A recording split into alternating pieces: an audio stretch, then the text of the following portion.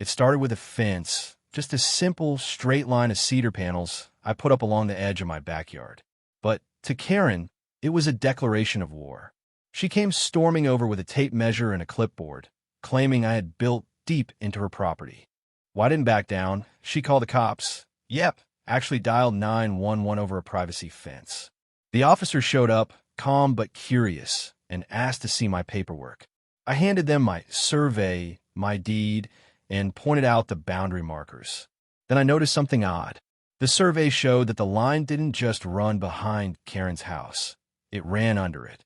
Turns out, her entire back patio and a corner of her foundation were sitting on land I owned.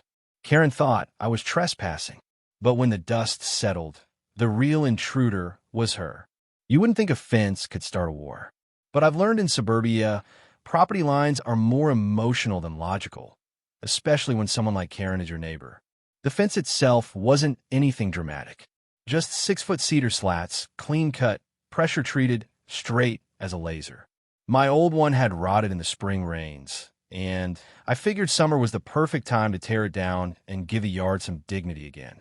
I'd even hired a local contractor, licensed, professional, meticulous. We marked everything with stakes and orange string. Measured twice, dug once, stayed 2 feet inside my own boundary, just to avoid any neighborly drama. But of course, it wasn't enough. The morning after the posts went in, I heard it, the unmistakable sound of Karen's Range Rover door slamming shut, followed by the sharp click of her heels on my gravel. She didn't knock. She didn't greet. She didn't smile. Instead, she waved a plastic Home Depot measuring tape in one hand like it was a sword. "You're on my property," she snapped, chin raised. "That fence is a violation." I set down my coffee, slowly, breathing deep. "Karen, it's not," I said calmly. We checked the plat map, pulled the parcel records, and the contractor measured everything twice. She cut me off. "I've lived here for 18 years. I know where my line is." I nearly asked her if she had GPS in her shoes, but I bit my tongue. "I have the survey in the house if you'd like to see." "I've already called the police," she snapped. "You'll have to remove it." My jaw clenched. "You called the cops over a fence?" "You'll see," she said, turning back toward her driveway like a judge leaving the bench. 20 minutes later, a cruiser rolled up, blue lights off but engine humming. 2 officers stepped out. They weren't hostile, just tired in that really this kind of way. The lead officer, a tall man named Deputy Roy, approached with a clipboard. "Morning," he said. "We got a call about a potential property dispute." I nodded. "Yep, it's a fence. Mind if we take a look?" "Not at all," I said, walking them over to the fresh post line. Karen appeared moments later, arms crossed, jaw tight, holding what looked like a faded printout of her property map. Clearly something pulled from a real estate listing 2 decades ago. "She's claiming this post is on her land," Roy said, tapping the western corner stake. I pulled out my folder.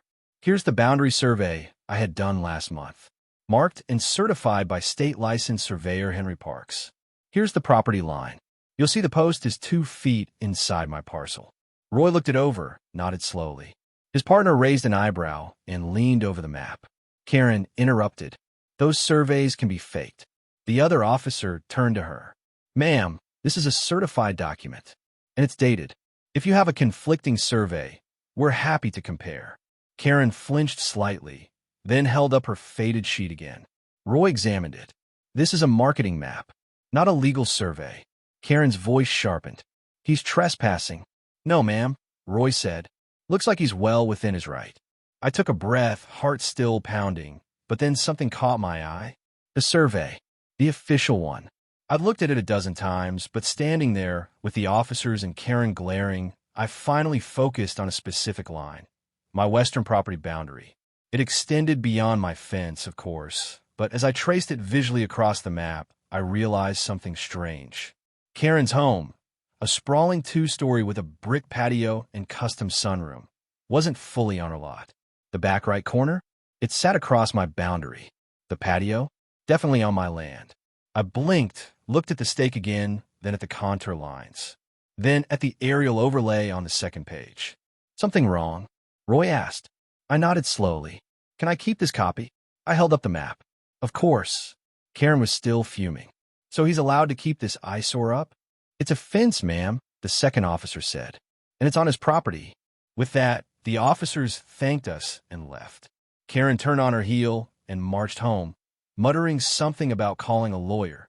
But I stayed frozen at the edge of my lawn, staring at the map. That patio was mine. The corner of her house was, too. I hadn't just built a fence near the line. I owned the land her house was sitting on. I took a slow, shaky breath. The real boundary dispute hadn't even begun yet. And Karen was about to learn that sometimes the loudest voice in the neighborhood doesn't carry the most weight. The deed does. The moment the officers left and Karen slammed her door, I went inside and laid the survey flat on my kitchen table. I studied it again with fresh eyes, no longer as a defense against a fence complaint, but as a blueprint for something much bigger. There it was, clear as daylight. The western edge of Karen's home, starting with the sunroom and trailing into the back corner of her main structure, overlapped into my parcel by more than 3 feet. Her entire rear patio, planted squarely inside my legal boundary. I wanted to believe it was a mistake, that maybe I was reading it wrong. But the lines didn't lie. Still, before I made a move, before I even breathed a word, I needed certainty. So the next morning, I called Henry Parks, the same surveyor who had done my original parcel evaluation. I asked him to come back out and recheck the boundary markers, this time focusing not just on my lot, but on the adjoining lot, Karen's. He agreed. By Thursday, he was back with his GPS equipment, laser rangefinder, and a worn leather notebook filled with grid references. Henry spent nearly 4 hours walking the property lines, double-checking against county plat maps, and using aerial overlays. By the time he returned to my porch, he looked like a man carrying a verdict.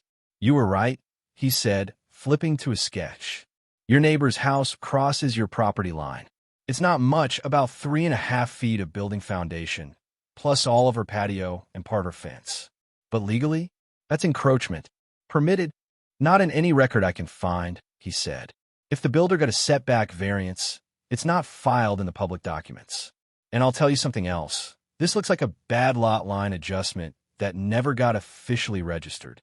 Probably a lazy assumption by the original builder. They followed the road curve instead of the deed." I stared at the page, my stomach tightening. "So technically, you own a slice of her house." My next stop was the county recorder's office. I pulled every document tied to my property and hers. Deed history, plot maps, subdivision plans. I even found the original development filing from 1991, crisp, yellowing paper with a developer's signature long since faded. I compared it to the newer GIS maps. Sure enough, there had been a boundary discrepancy dating back nearly 30 years. Somehow, in all that time, it had never been corrected, either because no one looked too closely or because no neighbor had drawn attention to it. Until now, I walked next door to the title company that handled my purchase and asked to speak with the property officer who closed my file. I showed them the survey overlay. Her eyes widened. "You're saying her house overlaps your parcel?" I nodded. She pulled up both property records and started tracing titles. 10 minutes later, she looked up. "There's no easement, no variance, no recorded encroachment agreement. Your deed shows full ownership of the land, clean title. And hers." She tapped the screen. "Her legal description ends 3 feet short of where her foundation sits. Her house isn't fully on her lot. That corner? It's never been hers." Silence stretched for a beat. "You're telling me I own part of my neighbor's house?" "Not part of it," she said slowly. "You own the ground underneath it." I drove straight to Jonah's office. My real estate attorney had dealt with zoning fights, title issues, even a weird case once involving a collapsing retaining wall, but nothing like this. He read the survey, then the title data. Then he leaned back in his chair, crossed his arms, and let out a long, low whistle. "She built on your land, whether she knew it or not." "Which means what?" I asked. "It means, legally, she's a trespasser. Structural trespass, technically. You could sue for damages. You could file for quiet title. Hell, you could even demand a lease." "A lease?" He nodded. "If you own the land, and she's using it, you can charge fair market rent. She can either pay or vacate. The law is brutal in situations like this. I didn't want a war. I didn't want her house. but I wanted her to stop acting like she ruled the block when she was standing on my dirt. First step? I asked. Send a notice of encroachment. Nicely worded. No threats. Just facts. Let her come to the table, or I'll panic. I went home and started compiling a file. I included the certified boundary survey from Henry, copies of both property deeds, historical maps showing the original lot lines, GIS overlays marking the encroachment area, a letter signed by Jonah summarizing the situation in clear legal language. No exaggeration, no emotion, just a hard, undeniable truth. Karen's house, at least part of it, was planted illegally on my land. I printed the package, slid it into a manila envelope, and walked it over myself. She didn't answer the door, so I left it between the screen and main door. Then I waited. 2 days passed. No response. On the third day, I saw her pacing her backyard. Phone pressed her ear, papers in hand. Her posture wasn't angry. It was defensive. By Friday, I got a certified letter in return. From a lawyer. It claimed lack of prior notice and good faith reliance on existing structures. But even that letter didn't deny the truth. It just said, "We are reviewing the claim and asked for an opportunity to resolve the matter civilly." Jonah smirked when he read it. Translation? She knows she's cooked. I had no plans to bulldoze her house or put up a fence through her patio. But this wasn't just about property lines anymore. This was about respect. I'd been accused of trespassing on land that was mine. The real trespass had been sitting there, sunbathing on a stolen patio for 2 decades. And now, the record finally reflected it. And soon, so would everyone else. I mailed the formal notice on a Tuesday, certified and return receipt requested. The language was precise, almost surgical. Dear Ms. Wellington, our recent boundary survey and subsequent title research confirm that the northwest corner of your dwelling, your rear patio, and a 3-foot by 34-foot strip of foundation lie wholly within my parcel, Law 14B. Pursuant to State Property Code Section 37112, this constitutes structural trespass. You are hereby given 2 options. Negotiate an immediate ground lease at fair market value, retroactive to the date of construction, or vacate all improvements within 45 days and restore the land to original grade. Failure to elect an option will result in a quiet title action and damages claim. Respectfully, Samuel Hartwell. 45 days sounds dramatic, but Jonah assured me it was more than generous. Most statutes only require a 30-day cure period, he said, sliding the letter across his desk. But let's give her enough rope. The return receipt came back signed within 24 hours. Karen had the letter. The clock started. 1. The panic spiral. Day 2. Karen's realtor sign sprouted like a weed in her front yard. Coming soon. She hadn't called me, but I could read the desperation from my window. Day 3. Her SUV disappeared for hours. When it returned, 2 men in polo shirts got out carrying blueprint tubes. Surveyors, no doubt. They paced the yard, scratching heads, measuring tape sagging between them. I strolled out to retrieve my mail and nodded. They nodded back, weary smiles that said, "Yeah, we see the encroachment." Day 5. A courier delivered a fat envelope to Jonah's office. Karen's attorney's strongly worded response. Inside, threats of countersuit, claims of adverse possession, and an accusation that I was maliciously interfering with her quiet enjoyment. Jonah laughed so hard he had to set down his coffee. Adverse possession requires open, notorious, continuous occupation without permission for 20 years, he said. She's only owned the house for 18. He penned a 2-line reply. You're 2 years short and 3 feet over. Option deadline unchanged. 2. The title company confession. Day 7 brought the real blow. Karen marched into Ridgeview Title and Escrow, same firm that closed my purchase, and demanded they fix the boundary.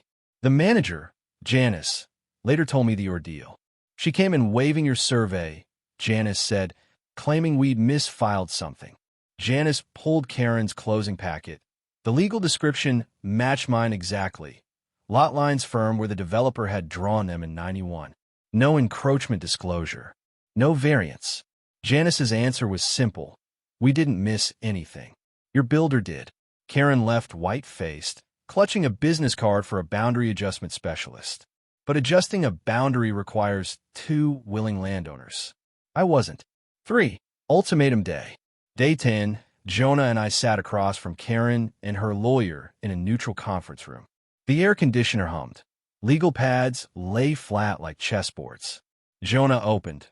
We're offering a ground lease, 300 square feet at the county's assessed rate, $1,200 a year, plus a one-time retroactive fee of $22,000 for the past 18 years. Karen's lawyer sputtered. Extortion. Jonah slid over the statutes. Actually, it's benevolence. Court precedent allows treble damages and demolition costs. Karen hissed, I'll sue you for harassment. I leaned forward, meeting her eyes, and lose on standing. You call the cops on me for offense. Now the map says your house is trespassing. We all read the same lines. She folded her arms. You're bluffing. Judges don't kick families out of homes over a few feet. Jonah smiled politely. They do when mortgage lenders get nervous. He dropped Exhibit C on the table, a draft letter to Maple Crest Savings and Loan, notifying them of an unresolved title defect threatening their collateral. If the bank recorded that notice, Karen's mortgage would enter default territory, balloon rates, forced indemnity insurance, even foreclosure proceedings. Karen's confidence drained like sand through fingers. 4. The bank steps in. Day 14, Maple Crest Savings phoned Karen. I know because she stormed into her driveway mid-call, shouting at the sky. Banks have no patience for clouded titles. Their letter, CC to Jonah, read, Per your deed of trust section 12, you must cure or bond against any defect jeopardizing lender security within 30 days. In plain English, solve it or we call the loan. Jonah called it checkmate. She can't refinance. No lender will touch a house missing part of its land. She either pays your lease, buys the slice outright, at your price, or walks. I didn't gloat. I kept mowing my lawn, waving to neighbors who started offering apologetic smiles. The story spread. Karen's in trouble. Sam owned the line all along. 5. The turning point. Day 20. Karen's lawyer requested mediation. She wanted my lease, but at half the price and no retroactive fee. We rejected. Jonah sent a final notice. 5 days left before court filing. Day 23. A midnight knock at my door. Karen herself, mascara streaked. Can we talk? She whispered. Murphy barked. I stepped onto the porch. She looked small beneath my porch light. I can't lose my house, she said. My kids. I softened, but only a little. No one's kicking you out, Karen. Pay the lease. Cover the back rent. It's that or court. Tears welled. I don't have $22,000. Take a payment plan, I offered. Jonah already drafted terms. She gulped, nodded, and left. 6. Ink on paper. Day 28, 2 days before deadline, Karen signed.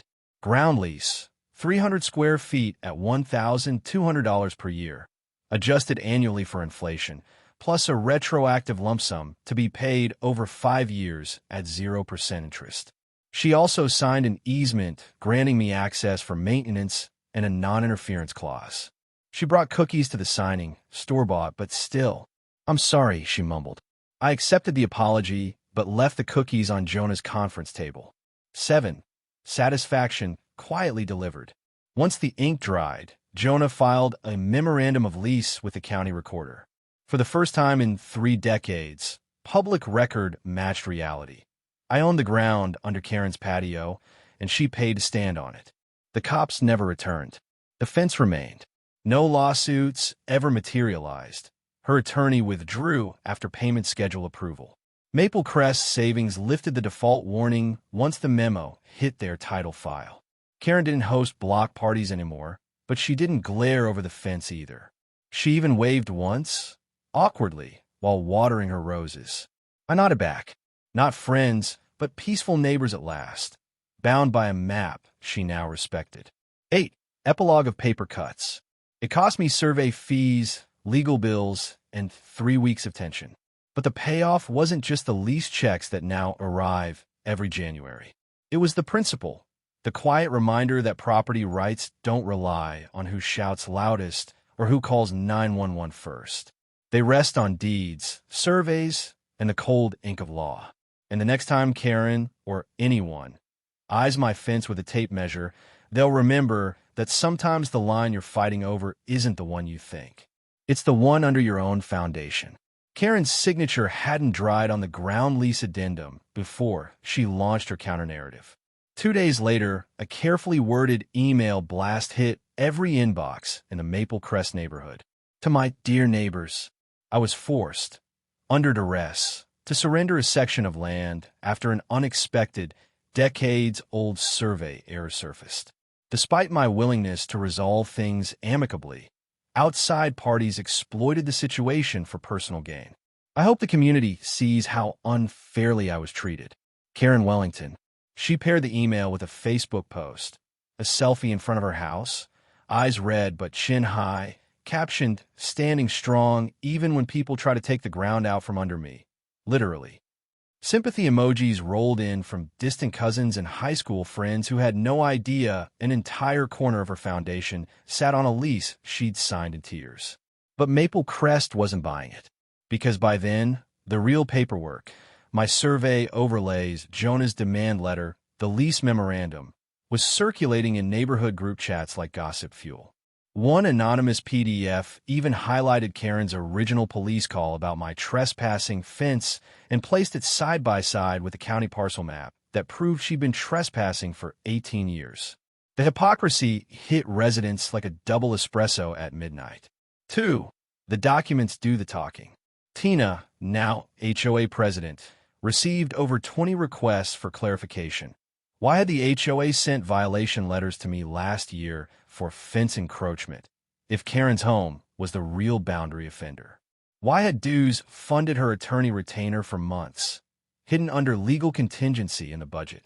A whistleblower from the Finance Committee leaked minutes showing Karen had quietly approved a $5,000 line item labeled Boundary Council weeks before the cops ever arrived at my fence. Evidence she'd known about the encroachment risk all along. Once that nugget hit the community Facebook page, screenshots exploded like popcorn kernels. Post 1. So Karen knew she was on Sam's land and called the cops on him anyway? Post 2. Lincoln County Recorder's site. Here's the memo of lease she signed. Facts, feelings. Post 3. Meme of Karen photoshopped as a Monopoly token standing on the "This property is mortgage space." The narrative flipped. Karen wasn't a victim. She was a landlord's tenant who tried to evict the landlord. 3. Neighborhood tension boils over. Saturday morning yard work turned into driveway conferences. Folks who barely waved before now discussed easements and encroachments like amateur surveyors. The Fosters down the street printed the plat maps and highlighted every lot line error in neon because, it turned out, Karen had approved several questionable deck extensions in her HOA tenure, always for friends, always bordering someone else's yard. Stories resurfaced. One about the retired couple fined for having their garden gnome too close to the sidewalk. Another about a single mom threatened with a lien over a trampoline that technically crossed a common area easement. All decisions Karen had driven. Righteous anger simmered into action. A petition began to circulate.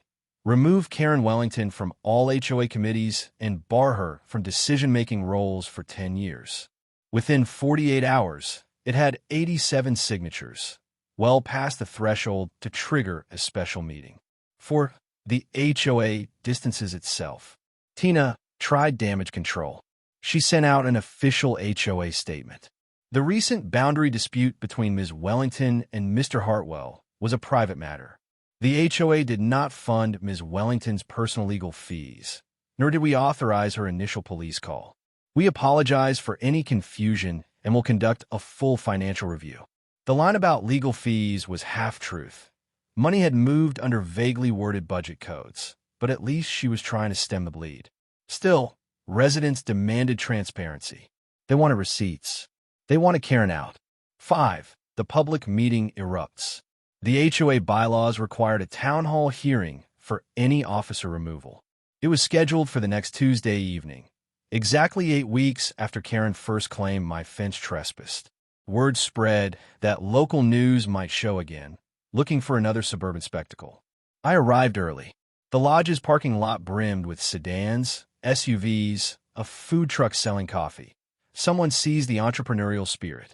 Inside, rows of metal chairs filled to capacity. Karen sat in the front row, flanked by her lawyer and two visibly uncomfortable friends. She wore navy instead of coral this time, but the tight bun remained battle gear. Tina opened the session with 3 points of order: the petition, the financial audit preview, the floor for community comment. The comment line stretched halfway to the door. First up, Mrs. Alvarez, the garden gnome victim.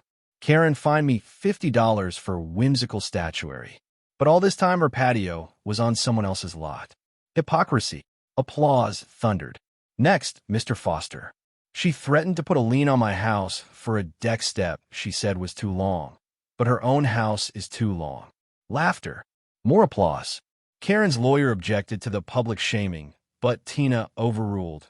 It's member comment, germane to tonight's vote. Then Naomi stepped up, holding the survey overlay on poster board. This isn't about a mistake, it's about arrogance. She knew she lacked proof and called the cops anyway. That's intimidation. Karen finally rose, face flushed. You've all benefited from my leadership. I spent hours on landscaping plans, safety patrols, holiday decor. A man in the back shouted, "We never asked for your leadership. We asked for fairness." Chaos bubbled. Tina's gavel hammered. Order. 6. Karen's last stand. When a mic returned to Karen officially, she tried to pivot. Yes, an error occurred decades ago, but I acted in good faith. I didn't build the house. I purchased it in ignorance. Sam exploited a technicality. I stood, reluctantly but firmly. A technicality is a name on a deed. You accused me of trespass. You used police resources. All I did was verify boundaries. The truth isn't an exploitation. Gasps followed. Even Karen's friends looked uneasy. Her lawyer whispered something. Karen swallowed. Fine. Maybe I overreacted. But removing me won't fix anything. Jeff replied from the dais. It'll fix the trust you broke. 7. The vote and the collapse. Ballots circulated, printed from petition lists, 1 per household. After 15 tense minutes, Diane tallied under Tina's watch. She raised her head, voice calm but resolute. Votes for removal, 91. Against, 2. Abstain, 3. Motion carries. Gasps, then applause, then cathartic cheers. One neighbor pumped a fist, another wiped tears. Karen's shoulders sagged. Her lawyer closed the briefcase slowly, as if sealing her authority inside. Tina added, by bylaw amendment, Ms. Wellington is ineligible for any HOA leadership role for a decade. Karen turned to leave, but news cameras blocked her exit. A reporter asked, any comment on losing your seat? She muttered, no comment, disappeared into the night amidst flashes. 8. Reputation crumbles. 2 consequences followed almost immediately. Real estate fallout. Karen's coming soon listing went live, but quickly gained an unfortunate Zillow tagline. House sits partially on leased land. Comments grilled it relentlessly. Beware ground rent. Check title defect. Market interest tanked. By month's end, she slashed the price by $85,000. Social fallout. PDA group chats, garden club invites, all went silent. Friends she'd once helped find their own neighbors avoided eye contact. The Range Rover drove out less, parked in the driveway more, weeds creeping up its tires. Rumors said she applied for a real estate position in the next county. The broker ran a background search, saw the lease memo, and politely declined. When people mention her name now, it's a cautionary footnote. Careful, you don't want to pull a Karen. 9. Peace on the line. A week after the vote, Tina organized a boundary barbecue. Half celebration, half apology. I manned the grill while neighbors set up tables under string lights. The HOA funded it through voluntary donations, not fines. Music drifted. Kids drew chalk lines where the real survey stake stood. This time as a joke, not a threat. Tina raised a toast. To knowing where we stand, literally. Laughter. Glasses clinked. I looked at my fence, still straight, still 2 feet inside the proper line, and beyond it at Karen's patio. Lights were off. Curtains drawn. I didn't feel triumph so much as closure. The earth hadn't moved. We'd simply acknowledged its truth. Quietly, Jeff handed me a folded paper, final audit summary. Turns out Karen had reimbursed herself for legal research lunches, neighborhood patrol gas, even a $600 holiday wreath. The board planned to recoup it through small claims court. Justice in installments. 10. Epilogue of public reckoning. One evening near sunset, I heard footsteps on the sidewalk. Karen paused outside my fence, eyes softer than I'd ever seen. She offered a hesitant wave, half apology, half farewell, then kept walking, realtor's lockbox dangling from her wrist. She never came back. The house sold months later to a young couple who first asked, "We heard about the boundary. Everything cool now?" I smiled. Cool as bedrock. Welcome to the block. Today, when I run my hand along the fence slats, I remember how a simple boundary triggered the unmasking of a louder one. Ego. And how, once the truth was on paper and in public, no spin could rewrite it. Karen learned the hard way. Authority isn't what you claim over others. It's what substantiates under you. In her case, literally, the land she didn't own told the story she couldn't silence. In Maple Crest, we learned to read the maps before we read the rumors. Because property lines are ink on paper, sure, but they're also stories that, when told honestly, keep every neighbor standing on solid ground. It's funny how a fence, just a row of wooden boards, can hold back more than turf lines. It can hold history, ego, pride. But once the dust settled and the paperwork was signed, that fence didn't just mark the edge of my yard. It marked a shift. Karen had signed the lease. After all the threats, the late-night strategy sessions with her lawyer, and the email blasting dramatics, she had no choice. The ground beneath her house, my land, was now legally and officially under lease. Her signature was inked beside mine, notarized, recorded, and public. The patio she once claimed was hers now had a line item in my mailbox each January. But Karen wouldn't be around to send those payments for long. 3 weeks after the public HOA vote, she sold the house quietly. The listing agent scrubbed any mention of boundary conflict, but the buyers knew. They asked questions.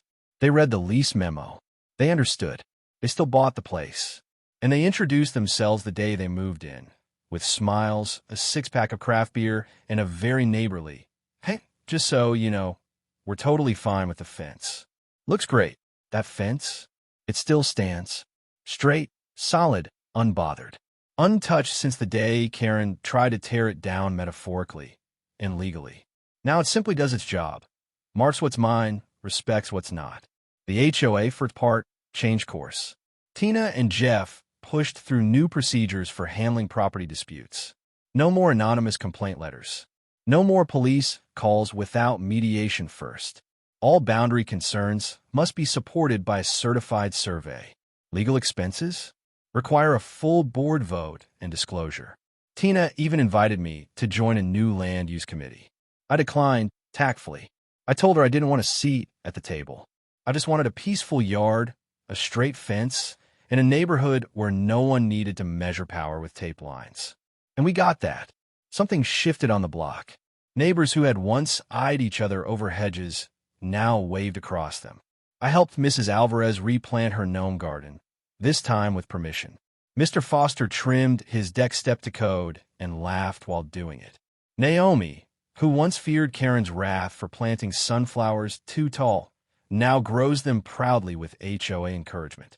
Respect, once policed, became voluntary. And me? I finally found peace. No more code violations taped to my door. No more anxious glances over my shoulder every time I stained a fence board or replaced a bush. I sip coffee in the morning without wondering if I'll see a Range Rover idling with a measuring tape. I know where my land begins and ends. I know it's mine, and I've got the deed, the survey, and the hard-earned experience to protect it. That's the real ending, I think. Not Karen's fall, but the restoration that followed. We didn't just restore lines on a map. We restored trust, civility, and the idea that property, like community, is best respected when it's clearly understood. Because at the end of the day, Boundaries aren't just about fences. They're about people knowing where they stand and staying on their side of the line. Sometimes, people scream the loudest when they're standing on ground that isn't theirs. Karen called the police, threatened legal action, and tried to paint me as the trespasser, all because I built a fence that marked a line she never truly understood. But here's the thing about lines. They don't move just because someone wants them to. They're drawn in deeds, surveys, and truth. In the end, Karen wasn't protecting her land. She was trespassing on mine, literally. And once the facts came out, once the documents were on the table, the shouting stopped. Because the ground she stood on, it belonged to me. And if you've ever had someone question what's rightfully yours, your home, your land, your peace, I want to hear it. Drop it in the comments. Let's talk about how we push back, not with noise, but with knowledge. Because the lesson here is simple. If someone tries to intimidate you out of what you rightfully own, don't yell. Don't argue. Don't stoop to their level. Just open the folder. Show the survey. Point to the deed. And let the foundation crumble beneath them. That's the power of knowing where you stand and never letting anyone push you off it.